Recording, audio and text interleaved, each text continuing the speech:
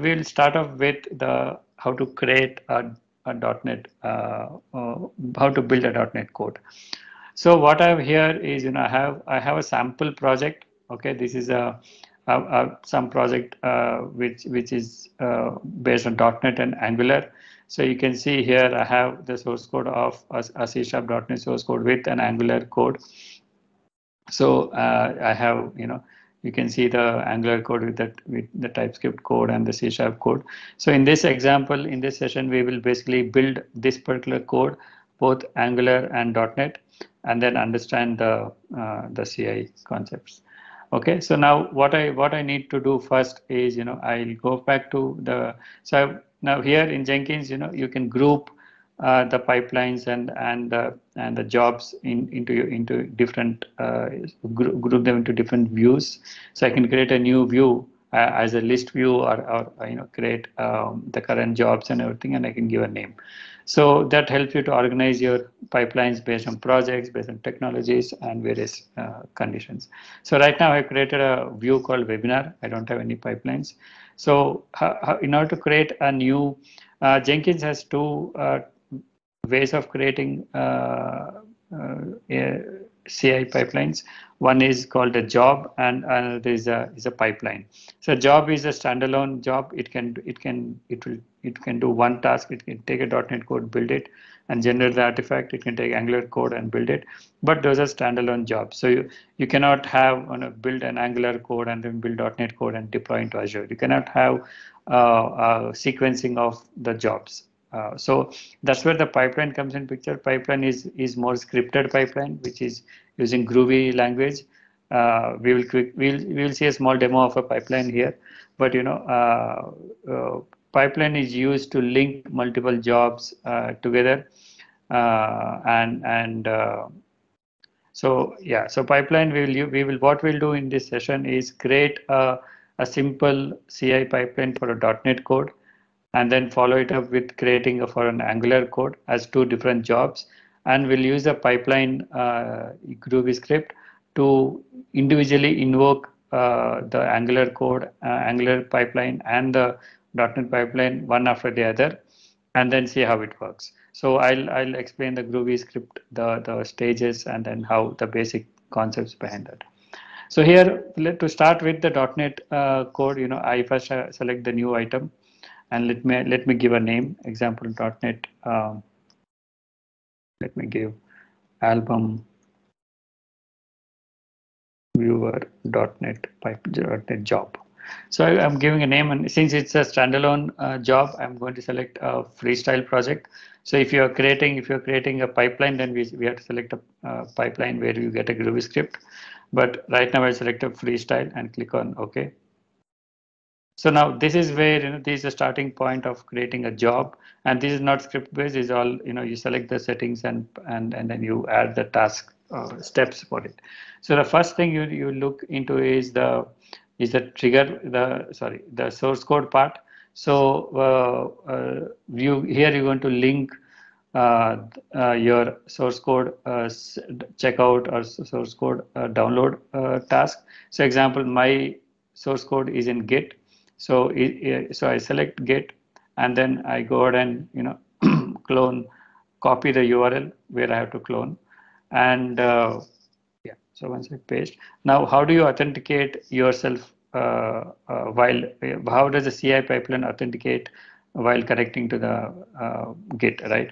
So here you can create in Jenkins you can create credentials where you can mention either username, password, or you can go ahead and create at a global level or an individual for specific nodes, or you can create either a username mode or from key vault. So various settings.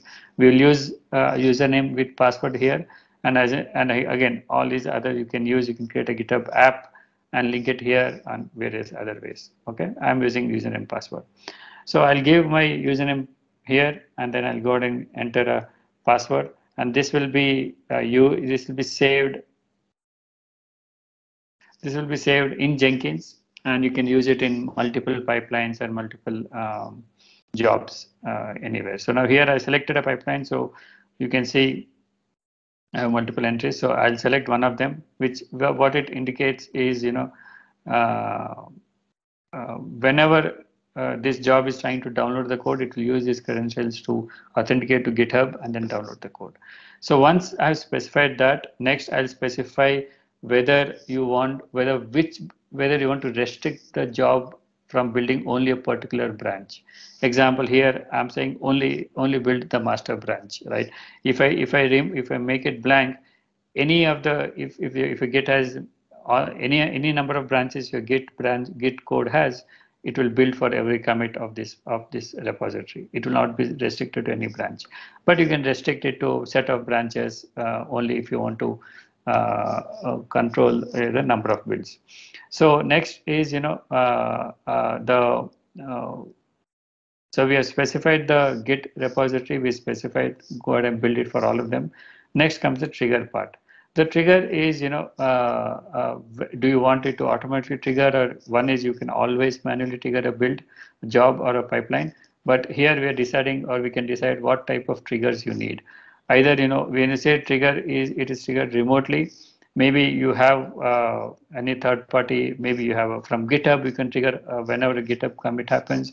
You can use this URL to go ahead and trigger from an external system. Example, it could be when a commit happens, or when you locally you want to just trigger a new build, so you can use this. And other way is, you can periodically you can schedule using Cron schedule, which is basically it has its own syntax where you can specify run it once in a day, once in every alternate days of a week, 7 p.m. every day. You can schedule that here where it automatically picks up and runs. And other way is using the GitHub polling, which is basically, or even a poll SCM, which basically it keeps checking for the repository whether are there any new changes in the repository. So this is more like every few minutes, few seconds, it keeps checking are there any new commits. If yes, it will trigger a build.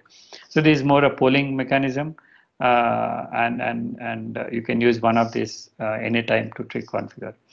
So the next thing we will use is I'm just guessing. Give me a second. So other thing I didn't, which I want to cover is, we created, in the initial part of the session, we created a new agent, right? So if I go to manage Jenkins and nodes, we created a new agent called .NET. So how do we inform this particular job to always use, say, .NET agent to run the job, but no need to allocate a slave or a master in this case to build the job. You always want .NET agent to run. In that case, you go ahead and select restrict the project where it can run, and then you can specify the agent name that you want to always use. Right. So this will ensure that the master node will recognize this and always allocate .NET agent as a job as an agent to run the job. Then this particular job. Okay, that's what I'm doing here. So now we have done the repository. We have seen the build triggers. Now there are a few additional settings where you want to if you want to clear out the complete workspace every time there is a build, right? You can do that, and you can add some more settings where if you want more logs, some more timestamp you can various settings. Then comes the core stuff where you have a build and you can add multiple steps in the build. So generally the CI pipeline, right? It will have, again, as I said, there's a course where if you want to understand a very basics of DevOps, go into my site and you will see a free course on DevOps. I'll ping the link to the course here. To the website, you can go ahead and register for the free course. And but here, every CI pipeline includes something like where you download the latest source code, you build the code, you generate the artifact, and you publish the artifact to a server. In between, we do some code reviews and unit testing and everything. But any CI pipeline, minimum it has to download the latest code, build the code, generate the output files, and publish it to a centralized server. So it's something like a 4-step minimum as a 4-step CI. So here each step is what you will configure. Now what we have done above is we have configured the download part. We said download this code, and we have configured which branch and which commit. Now we are going to configure, what is the steps we need to do. Now in this case, since it's a .NET code, I'm going to simply use the plugin which we installed and say build me a .NET using the MS build me the .NET code. So what it expects is it will either expect your CS proj or a solution file name. So if you go back to the source code, here this is the root, and you can see I have those in this particular case we have the solution file in the root itself. So I basically, we have to specify the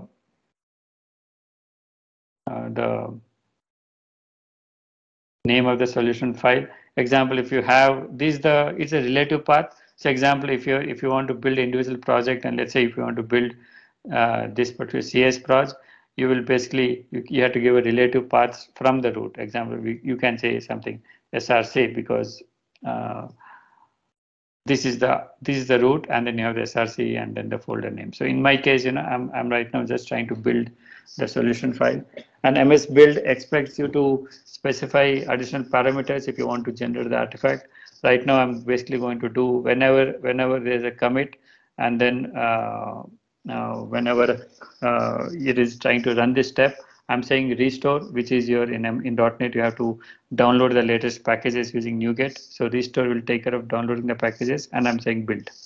So this is I can have this as a 2 steps. I can have one with restore, one with rebuild, but here I'm using single step. So what it does is it will download the latest code, go ahead and restore the NuGet packages and build to generate the output file. So now if I just do a apply and save, and if I trigger a new build, right? So now if you see whenever there's a build, you can go into the individual builds and you can go to console output to see what is happening. So these are all the detailed logs where it was able to get the source code from the Git, and then now it is trying to restore the NuGet packages using the command.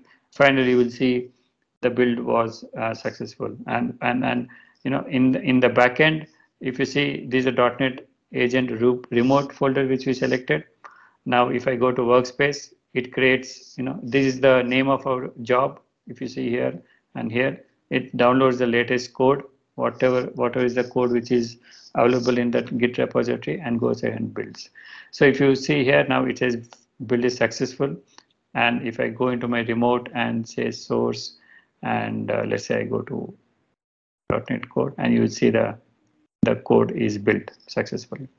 Okay, so now here when this is one of the .NET code. Now here I can pass additional parameters, like you want to build in release mode, you want to build it for a x86 or x64, the CPU type, any CPU. You can always pass those parameters, and then you can go ahead and then pass them as a parameter and then build them accordingly.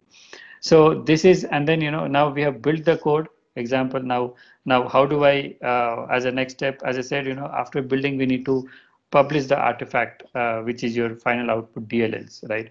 So that can be your post build. After the build is successful, or after all the steps are done, you add something called a post build, where in this case, let's say you can see here are there many steps. I can either directly deploy to Azure Web App. I can take the unit test case and generate a report. I can do various, I can send email notifications. But here I'm going to use a simple archive command to basically, let me not use archive. So if I go here and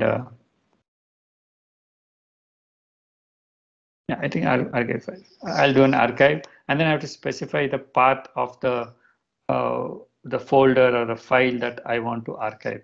So that is again a relative path. So here I've just have a path here. So this is the path where the output files are generated. So I'm going to just paste it here. Now again, all these things in a real pipeline, all this will be dynamic. You will have a variable called configuration type, which is release, debug, and various others. So you will make it dynamic. But here in this case, I'm just trying to show how you can archive it. So now once I apply, Again, I'll say save, and I'll give one more build. So, and build. So now if you see here, what is the difference is if I go to the previous build, it says build is successful, but uh, I cannot see the output files, or I use this pipeline to trigger this job to trigger another build where I can use the output files. But if you go to number two, the build number two, you can now see all the files that were generated in the debug folder, and that is now part of the build job. So I can use this particular build number two to deploy into Azure app and say take the output of build as an input into your deploy step example. So this is one way to publish your artifacts. There are many ways. You will have generally you'll have artifact server and artifact path, but the idea being, you should be able to define your steps for your technology for your projects, and then finally go ahead and do your as a post build, go ahead and uh, publish your artifact. This is a simple pipeline for .NET.